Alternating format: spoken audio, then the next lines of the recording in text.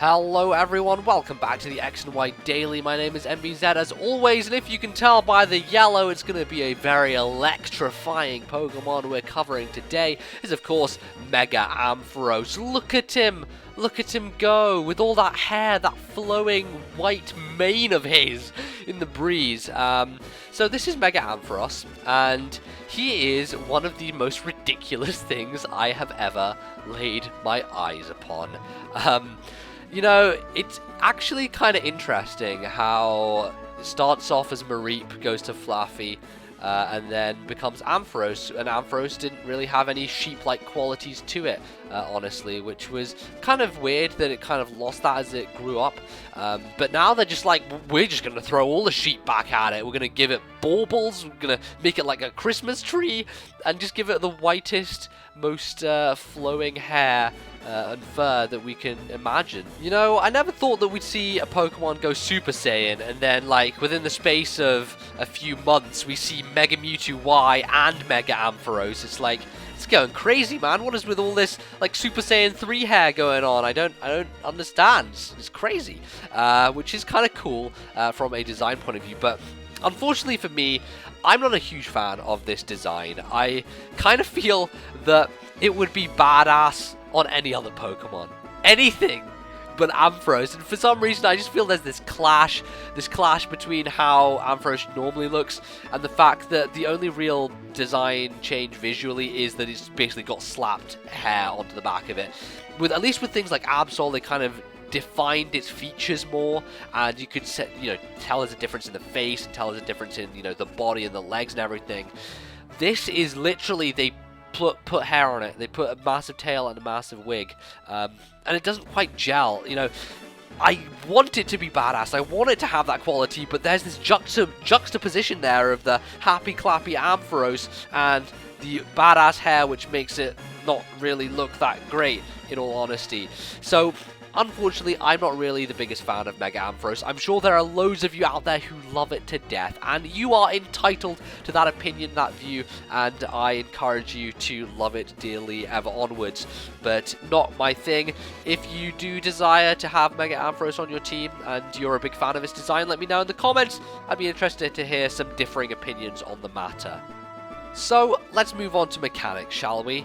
The biggest change that we see with Mega Ampharos is, of course, that type change. The fact that it is no longer purely electric, but has gained Dragon, which is so cool. Really, that is an awesome thing for it to have. I am not sure how much of an effect it will change it, because currently we don't actually know if it's getting any boosts in any particular stats, at least from what I've read. I'm sourcing my information from Cerebi, and they currently have no information regarding whether it gets a boost to HP or to like attack or anything. So we don't actually know just yet.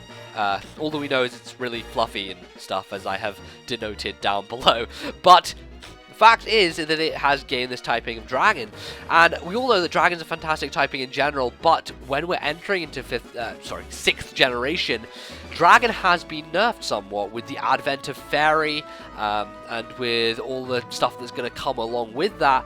Maybe Dragon isn't going to be as potent anymore, and it seems like Game Freak are trying to go that way, so maybe it's a case where they feel they're not really losing anything by adding Dragon onto Ampharos. They already have an electric Dragon in the form of like Zekrom, so it's not like it's a new thing just for the sake of being different.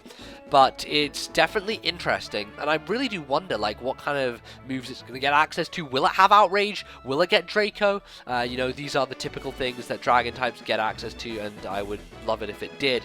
But of course, we have to consider stats and whether its stats are going to get boosted, because Ampharos doesn't have the best stat distribution overall. It's kind of a low BST, and it is in lower tiers. So the thing is we need to basically find out how its attacks, its stats, are going to get boosted, if in fact they are, which they should be, because every other Mega Evolution that we've seen so far has seemed to have some kind of boost in some way. So I guess we're just going to have to wait for that and see how it works.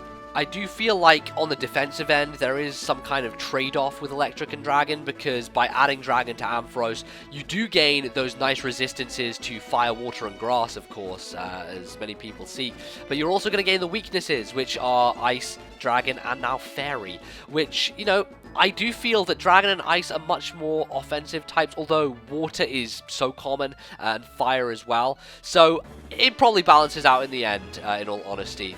You know, it's going to be good. It's going to be good for Ampharos. Moving on to its ability, this is Mold Breaker, is an ability we're very familiar with, and quite a few Pokemon get access to it.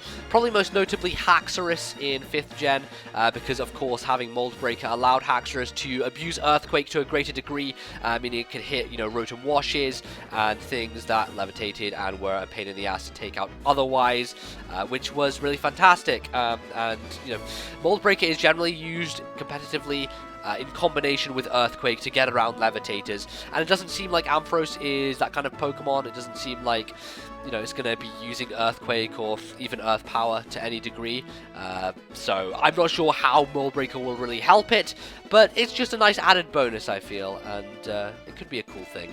But aside from that, there is not a huge amount extra to comment on, so let's wrap this up. That is going to be it for Mega Ampharos. Thank you very much for watching, everyone. I hope you enjoyed this video. If you did, feel free to leave a like down below. That certainly helps the video out, allows more people to see it. And if you want to follow me on the social medias, you can go to Twitter at LordNBZ, Facebook.com/LordNBZ, where I will just tell you things. Most likely me talking about how Breaking Bad has ended, and I'm going to cry in a corner for the rest of the week. But that's for then and there. This is for here and now. And for the here and now, I'll see you guys tomorrow. Thanks for watching. Goodbye.